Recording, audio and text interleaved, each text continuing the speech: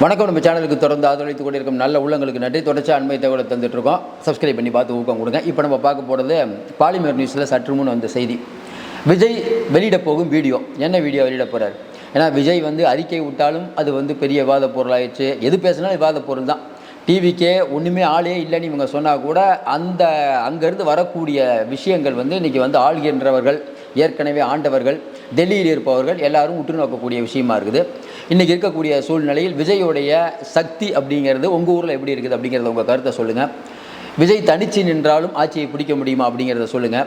ஒருவேளை உதயநிதி அவர்கள் தமிழ்நாடு முழுக்க சுற்றி வந்தால் இளைஞர்களின் எழுச்சி நாயகன் உதயநிதி தான் அப்படின்னு பொன்முடி சொல்கிறாரு. அதை பற்றி உங்களுடைய கருத்தை சொல்லுங்கள். ராஜேந்திர சோழனாக ஆகிவிட்டார் நம்ம உதயநிதி அப்படின்னு துரைமுருகன் சொல்லியிருக்காரு. அதை பற்றி ஒன்று சொல்லுங்கள். ஏன்னா இவங்கெல்லாம் அமைச்சர்களுக்குரிய மரியாதை நம்ம கொடுக்க வேணும். என்ன சொல்கிறீங்க? ஒவ்வொருத்தருக்கும் ஒரு யாரோ ஒருத்தர் சொன்னால் கூட நம்ம கடந்து போயிடலாம். துரைமுருகன் கிட்டத்தட்ட அவர் சொல்கிறாரு, நான் 50 ஆண்டு கால பொது வாழ்க்கைக்கு சொந்தக்காரன். இன்னொரு பக்கம் பொன்முடி, நான் பேராசிரியராக இருந்தவேன், திமுகவில் எப்படி இருந்தோம், திராவிட இயக்க கொள்கையில் கரைச்சி குடித்தவன்லாம் சொல்கிறாங்க. அப்போ அவர்களை பற்றி பேசுவது நம்ம கரெக்டாக இருக்கும்னு நினைக்கிறேன். அதை பற்றி உங்கள் கருத்தை சொல்லுங்கள். இப்போ விஜய் என்ன பண்ண போகிறார்? ஞாயிற்றுக்கிழமை விஜயோடைய திட்டம் என்ன? இப்போ பாலிமர் செய்திகள் சொல்கிற மாதிரி எஸ்ஐஆருக்கு எதிராக தமிழகம் முழுக்க ஆர்ப்பாட்டம். தமிழகம் முழுக்க ஆர்ப்பாட்டம்னு அவங்க அறிவித்த உடனே அடுத்தவங்க எல்லாருக்கும் நினப்பு வருது என்னென்னா, ஐயோ ஆர்ப்பாட்டம்னா மக்கள்லாம் பூஞ்சிருவாங்களே, எப்படி இந்த கூட்டத்தை கண்ட்ரோல் பண்ணுறது? ஏன் இப்போ திமுக நடத்திய கூட்டம், அதிமுக நடத்திய கூட்டம், பிஜேபி நடத்திய கூட்டம், நிறையா கூட்டத்தை பார்த்துட்டோம்.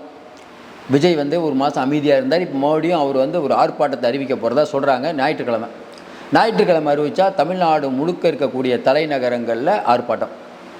கொஞ்ச நாளைக்கு முன்னாடி திமுக ஆர்ப்பாட்டம் பண்ணது பார்த்தோம். திமுக கூட்டணி கட்சிகள் அதுக்கு அவங்க கூட்டம் எப்படி சேர்ப்பாங்கன்னு தெரியும். ஒவ்வொரு ஒன்றிய செயலாளர், நகர செயலாளர் ஆளை கூட்டு வரணும், எல்லா கூட்டணி கட்சியும் ஆளை கூட்டு வரணும்னா ஸ்ட்ரென்த்தை காட்டிடுவாங்க. அதிமுகவும் ஸ்ட்ரென்த்தை காட்டிடும். விஜய் கட்சிக்கு பிரச்சனையே இல்லை, பல வாங்கப்பான்னு சொன்னால் ஏகப்பட்ட பேர் கூஞ்சிருவாங்க. அப்போ இந்த குவியக்கூடிய கூட்டம் அப்படிங்கிறது ஏற்கனவே இருக்கக்கூடிய கூட்டத்தை விட அதிகமாகிடுச்சுன்னா பத்திரிகை எழுதும்ல, சும்மா இருப்பீங்களா? அப்போ நீங்கள்லாம் பார்த்துட்டு இருக்கீங்க. இப்போ நிறைய வீடியோ வருது, எல்லாம் செல்லுலேயே எடுத்து போட்டுடுறாங்க. விஜய்க்கு அபரிதமான கூட்டம். தொடர்ந்து விஜய் எங்கு சென்றாலும் கூட்டம், விஜயே வராவிட்டாலும் கூட்டம். விஜய் வந்தால் தான் கூட்டங்கிறத மாதிரி அவர் ஒரு போராட்டத்தை அறிவித்தாலே கூட்டம், ஆர்ப்பாட்டத்தை அறிவித்தாலே கூட்டங்கும் போது இது எப்படி நீங்கள் பார்ப்பீங்க? அப்போ இந்த போராட்டம் ஆர்ப்பாட்டத்துக்கு வரவங்கெல்லாம் ஓட்டு. ஏன்னா அவங்கெல்லாம் விஜயை பார்க்க வரல, ஆர்ப்பாட்டத்துக்கு வந்திருக்காங்க. இப்போ ஆர்ப்பாட்டத்துக்கு அவ்வளோ கூட்டம் தான். கொஞ்ச நாளைக்கு முன்னாடி அந்த நாகை மீனவர்களுக்காக ஒரு போராட்டம் பண்ணாங்க, நல்ல கூட்டம் தான். அதில் ஒரு பெண்மணி பேசியதெல்லாம் பெரிய அளவுக்கு வைரலாச்சு. அப்போ விஜய் அவர்கள் இந்த போராட்டத்தை அறிவித்தால் யாருக்கு பாதகம்னா திமுகவுக்கு பாதகம். ஏன்? பிஜேபி எதிர்ப்பு அப்படிங்கிற ஒன்று தான் எஸ்ஐஆரை அதிமுக ஆதரிச்சிச்சு. விஜய் எதிர்ப்பதன் மூலமாக திமுக இவ்வளோ நாளாக பாஜகன்னா நாங்கள் தான் எதிர்ப்பு அப்படின்னு ஒரு விஷயத்த சொல்லிக்கிட்டே இருந்தாங்க. அப்படிலாம் இல்லைப்பா, இவங்கெல்லாம் ஒன்று சேர்ந்தவங்க தான், நான் தான் பிஜேபிக்கு எதிரி. அப்போ பிஜேபிக்கு எதிரி நான் தாங்கிறத பொசிஷன் பண்ண விஜய் விரும்புகிறார்.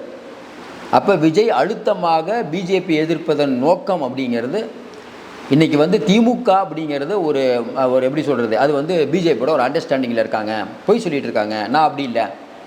அப்போ 12-13% உள்ள இஸ்லாமிய கிறிஸ்துவ வாக்குகளை அப்படி அள்ளக்கூடிய வேலைகளில் விஜய் ஈடுபட்டிருக்கிறார். நல்ல ஏன்னா திமுகவுடைய எதிர்ப்பு ஓட்டு, சிறுபான்மை ஓட்டு, இளைஞர்கள் ஓட்டு, பெண்கள் ஓட்டு முடிச்சதுக்கு அதை தமிழ்நாடே ரவுண்ட் பண்ணிடலாம்.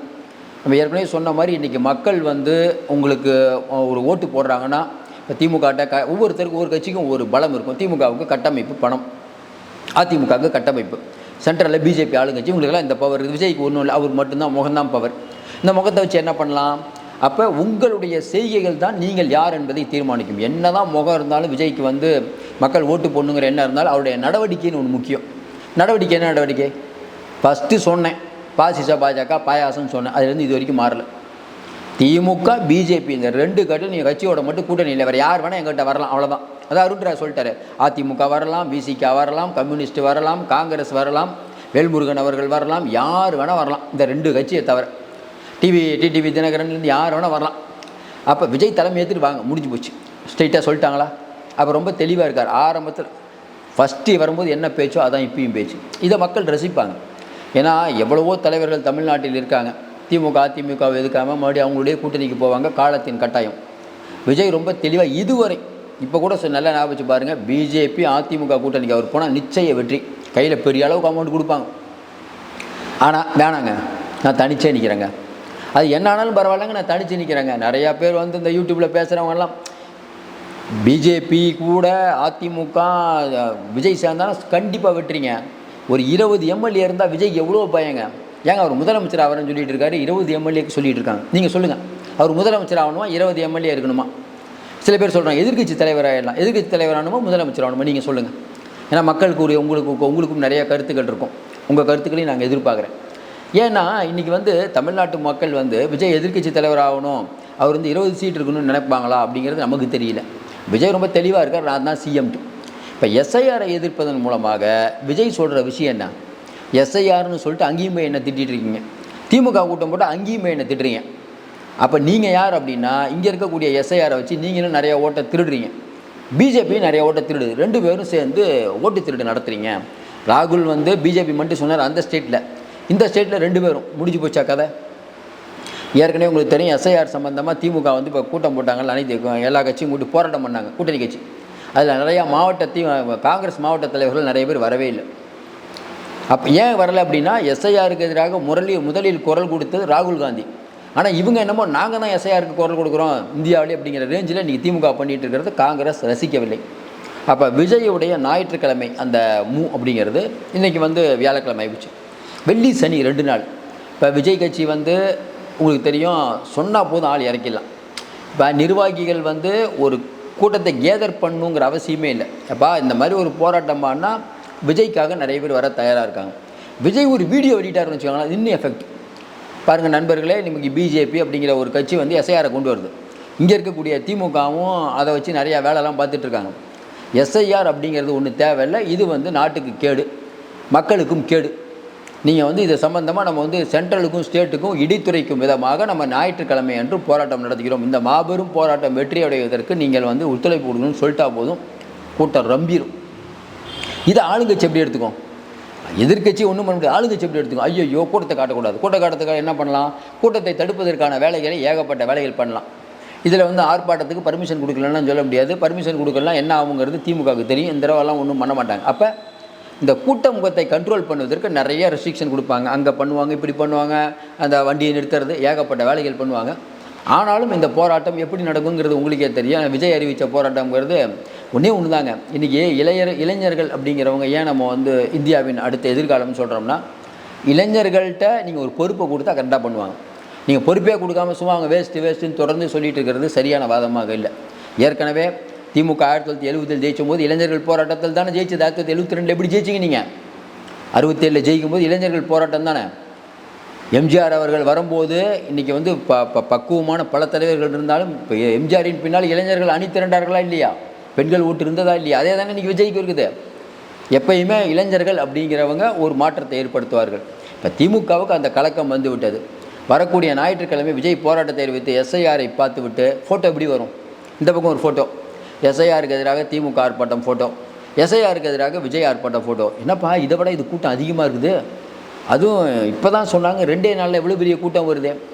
இதெல்லாம் ஆளுங்கட்சியை கண்ணை உறுத்ததை தவிர சாதாரண கீழே இருக்கக்கூடிய மக்கள் எப்படி பார்ப்பாங்க? என்னப்பா பணம் கொடுக்கல, கட்டமைப்பு இல்லைங்கிறாங்க, மாவட்ட செயலாளர்கள் போடலங்கிறாங்க, ஆனால் இவ்வளோ பெரிய கூட்டம். இந்த கூட்டம் எப்படி வந்தது? விஜய் பார்க்க வர கூட்டம், நீங்கள் ஓட்டு போட மாட்டாங்க, சும்மா பார்த்துட்டு போகிற கூட்டங்களாம். ஆர்ப்பாட்டத்துக்கு எப்படிப்பா வருவாங்க? காசே அவங்ககிட்ட இல்லை. காசு இல்லாத ஒரு கூட்டம் எப்படி இவ்வளோ பெரிய கூட்டத்தை திரட்டினாங்க? அப்போ இது தானாக சேர்ந்த கூட்டம். இந்த கூட்டம் ஓட்டு போடக்கூடிய கூட்டம். அப்போ இந்த ஓட்டு போட கூட்டம்ங்கிறது பார்த்து கூட்டிருக்கக்கூடிய மக்கள், வெகுஜன மக்கள், இஸ்லாமிய கிறிஸ்துவ மக்கள் எப்படி யோசிப்பாங்க? வக்பு வாரிய பில்லுனா முன்னாள் நிற்கிறார் விஜய், கேஸ் போடுறார். பொது சிவில் சட்டம்னா பிஜேபி எதுக்கிறார். பிஜேபி கொண்டு வரக்கூடிய எல்லா விஷயங்களையும் இன்றைக்கி விஜய் எதுக்கும் போது விஜய்க்கு ஏன் ஒரு ஓட்டு போடக்கூடாதுங்கிற எண்ணம் வருமா வராதான்? நாங்கள் மட்டும்தான் பிஜேபி எதிர்ப்புன்னு சொல்லி கொண்டிருந்த போது எதிரில் ஒரு ஆள் பங்கு போட வரும்போது கண்டிப்பாக இன்றைக்கி இருக்கக்கூடிய திமுக ஆடும்.